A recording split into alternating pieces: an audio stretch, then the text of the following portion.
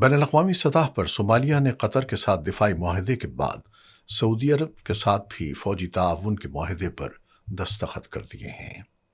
یہ معاہدہ صومالیہ کی جانب سے صومالی لینڈ کے اسرائیل کے ہاتھوں ممکنہ اعتراف کے خلاف علاقائی حمایت حاصل کرنے کی کوششوں کا حصہ قرار دیا جا رہا ہے۔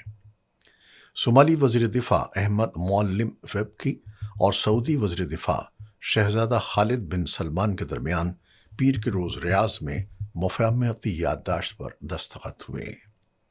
صومالی وزارت دفاع کے مطابق اس معاہدے کا مقصد دونوں ممالک کے درمیان دفاعی اور فوجی تعاون کو مضبوط بنانا اور مشترکہ اسٹریٹجک مفادات کو فروغ دینا ہے۔